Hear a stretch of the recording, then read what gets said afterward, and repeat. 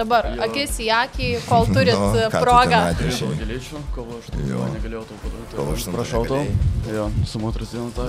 Aš padovanosiu, tai mačiau tai praeidinėdamas gatvį. Gerai, nudžiuginsiu ją, pasakysiu, kad priešininkas mano perdavinėjo.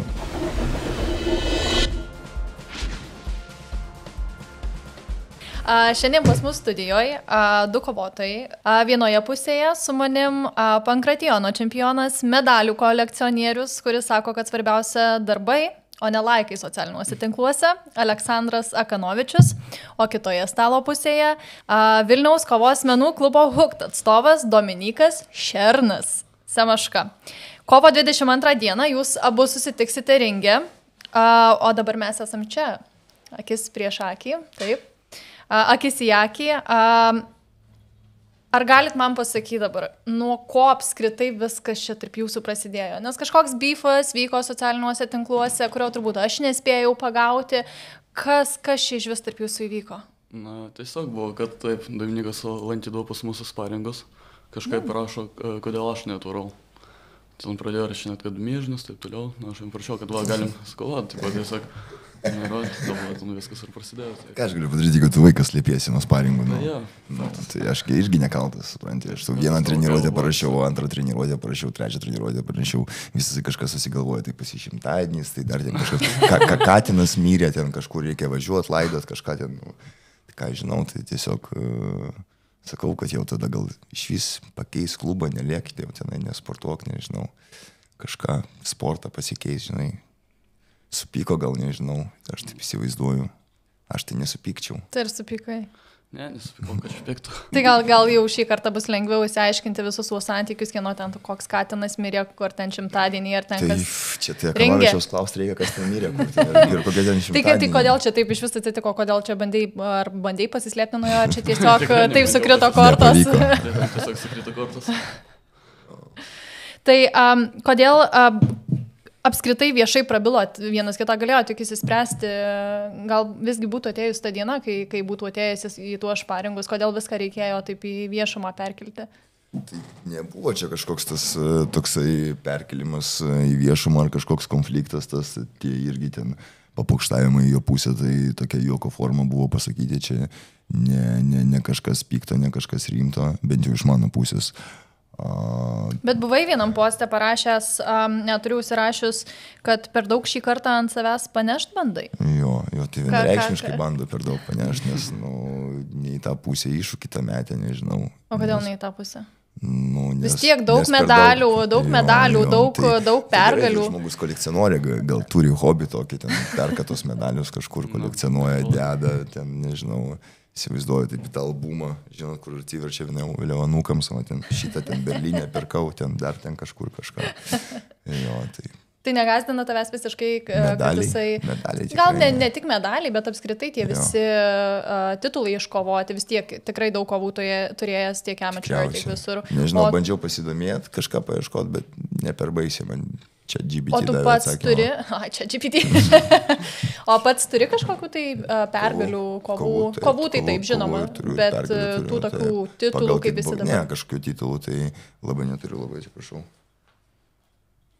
Kažkokių titulų labai stiprių kažkokių neturiu, kažkokie medaliai ten irgi gal yra, bet ne per daugiausiai šiaip, ką žinau, viską nuo dūšios darau.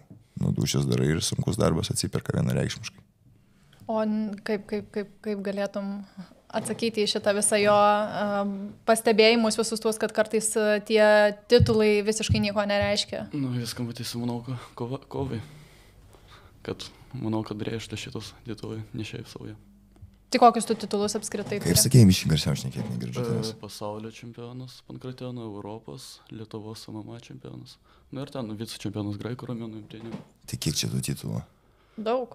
Jo, o tai šitą.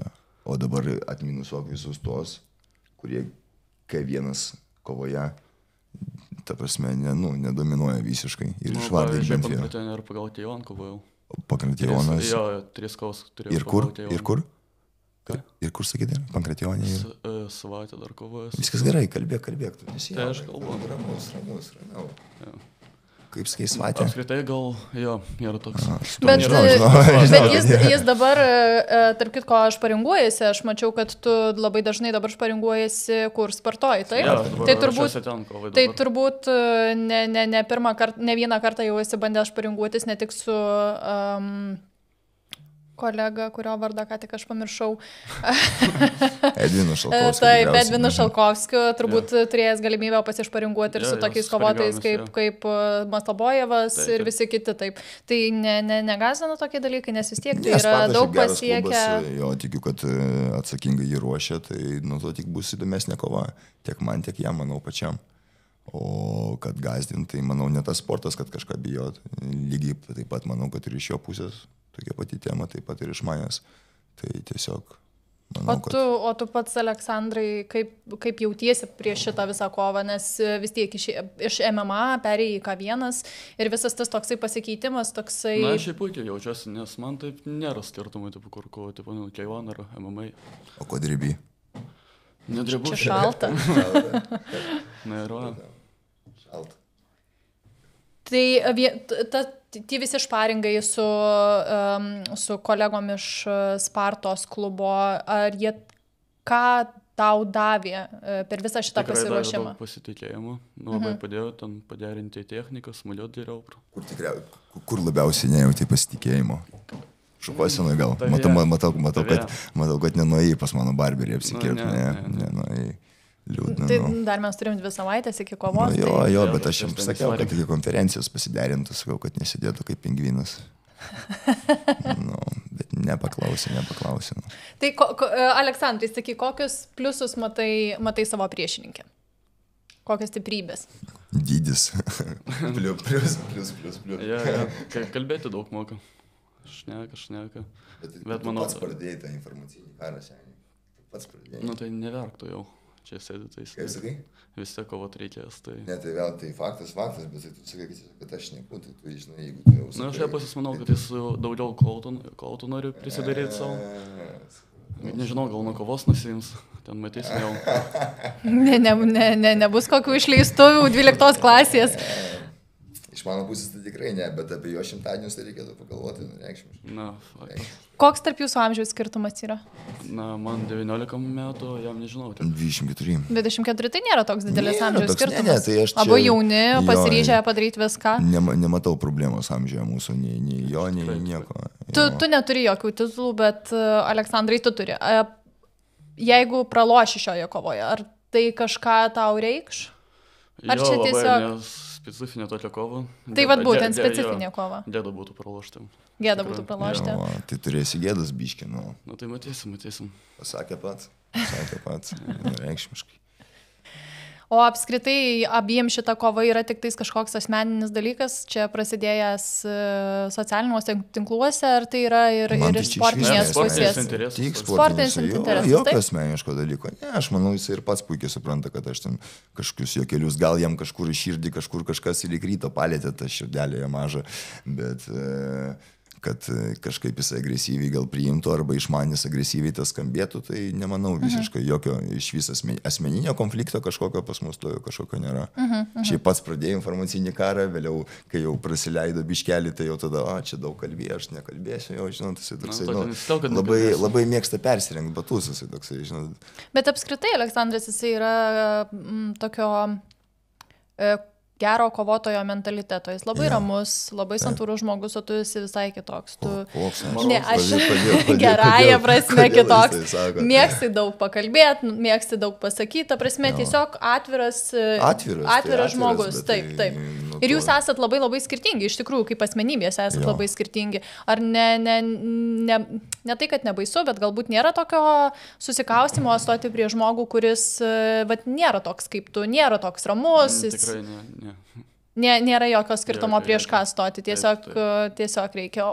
Būtų keista, aš manau, jeigu jis būtų tiek pas mane, tiek pas jį, tai kas keičiasi nuo to, koks aš ramus ar neramus, tai čia, nežinau, tai gal dydį dar pradėkim žiūrėti, vienas didesnis, kitas mažesnis, tai aš manau, kad čia irgi labai didelio neturi, ypač jeigu mes kalbam apie kovinį sportą, manau, kad abudu pasirinkę esam šitą atšaką ir tiesiog... nežinau, biški žodžių baimė iš jo pusės, kažką bandė kvepalais permuš, nelabai gavos, bet šiaip tipo, tai nemanau, kad jisai ten irgi labai ten bijo. Dreba biški, matau, čia toksai natūralu, prieš kamerą sėdė, gal jaudinasi. O kas bus, jeigu vienas iš jūsų nueisit į knockdowną per šitą kovą? Ar bent tai yra tokia menka galimybė? Bandysim keltis tada, tai bandysim stotis, jeigu krysim, Aš tokį variantą neperžiūrėjau. Ne. O šiaip reikėtų.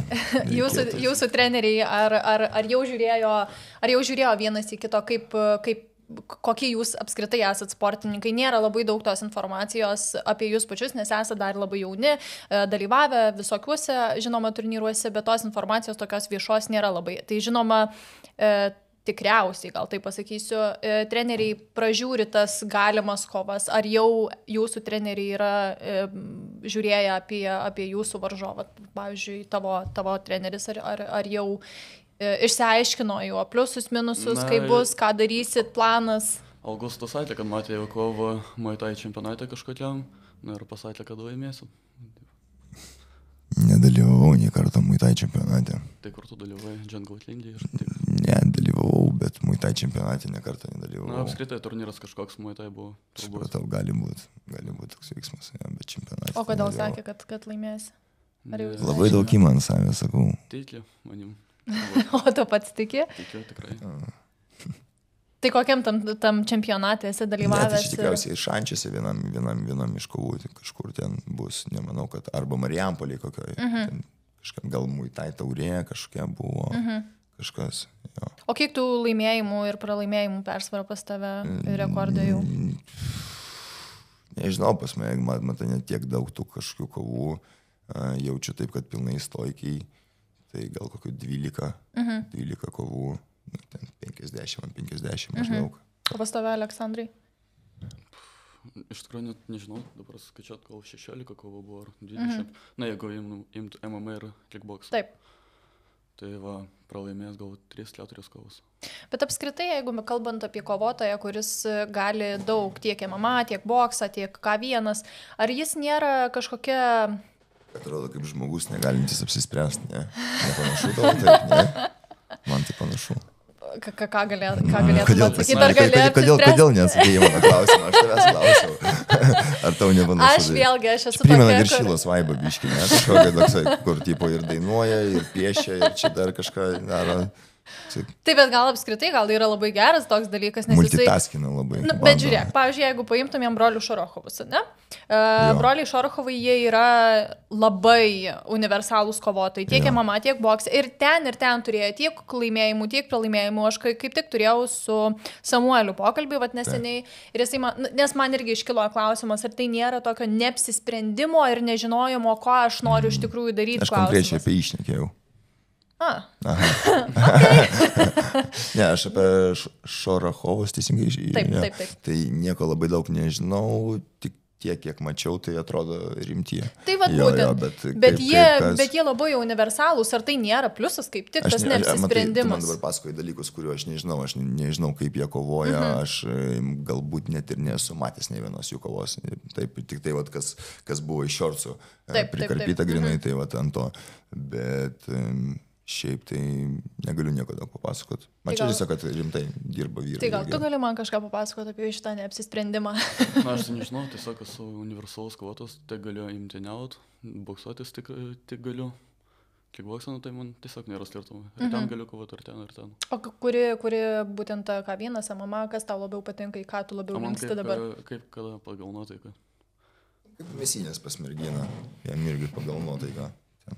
Žinau, vieną mėnesį norisi tik K1 kovot, kitą galvo, tai galima čia ir pagal mės kovot, tai va, taip. O neatrodo, nes mano galva man atrodytų, kad tas toks universalumas prideda tam kovotojui, nežinau kaip iš tikrųjų yra, nes, vėlgi, aš tokiai tarp dviejų ugnių sėdžiu ir man galbūt atrodytų, kad tas universalumas kovotojui prideda tokio... galimybės, daugiau atveria galimybių, ne tik ateiti kažkur į čempionatus kovoti arba ten kažkur pasirodyti vienokią ar kitokią ten MMA ar K1, panaudoti kažkokias strategijas, bet apskritai tas toksai universalumas suteikia kovotojui būti visokiu ir prisitaikyti, panaudoti tą fight IQ truputį daugiau negu kovotojas, kuris geba kovoti tik vieną ar kitokią kovos stilių. Tai aš galvočiau taip, ar čia... Ilga čia. Padėlioja, aš jau žinau, pamečiau, bandžiau. Kovotojas, kuris yra universalus ir gali kovoti tiek MMA, K1 ir visokiam kitokiam formom, jam tai priduoda tokio daugiau gebėjimo, kad jis turi didesnį fight IQ negu kovotojas, kuris geba kovoti tik vieną kažkokią, pavyzdžiui, MMA. Galima galbūt taip išmastyti, pridėti, nes vis tiek skirtingos disciplinos, skirtingos treneriai, tai automatiškai ta patirtis didėja, jeigu taip vartyt. Bet iš kitos pusės, tai žmogus nesusikaupė ties vieną discipliną ir neatsiduoda visą save jai, o vis blaškosi.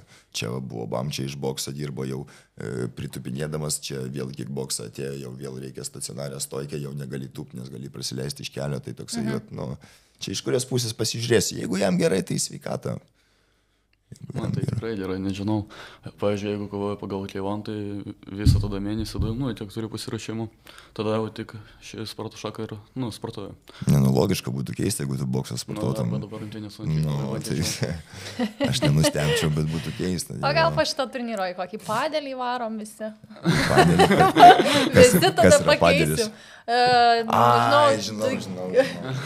Tai va, nereikia net paaiškinti. Supratau. Rezimė. Šiaip apskritai, ar turit kažką pasakyti vienas kitam? Dabar, akis į akį, kol turit progą.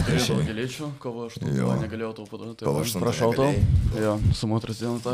Aš padaunosiu, kokiai mačiutį praeidinėdamas gatvį. Gerai, nudžiuginsiu ją, pasakysiu, kad priešininkas mano perdavinėjo.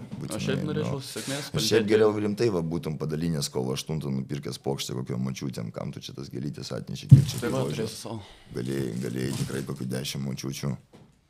Drąsiai nuotaiką pakelt dieną pragyventi. Būtinai padarysiu tai. Su vyrai, su bernai sėdim gėlių atnešiai. Jis keistas, aš jau pastebėjau, ne vieną. Tarp vyrų, tarp bernų sėdim.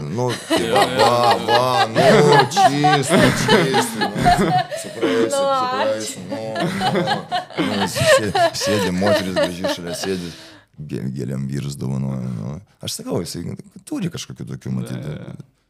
Visokiausių. Nežinau, kad traumą jam nebūtų šitam pasirašymui. Žydro kraujo gal voką, aš neįsivaizduoju. Nes kartais turiu tokių visokių. Sumai yra kelis kartus už kojas bandęs mane pagriebti irgi šiaip savo tiesiog. Tai, man atrodo, kad... Prisakėjau kažkam. Ne, buvo. O ką veikiai 2 sekmadienius atgal? Ką aš veikiau? 2 savaitgalius atgal ką veikiai? Treniravai? Viskas gerai? Rašys. Gerai, malačius. Tai tiek, susitiksim tada kovo 22 dieną, vaikinai. Pasaulinis turnyras KUK World Series. Kovo 22 diena. Vilnius, TwinsBet arena. Visa informacija bushido.lt.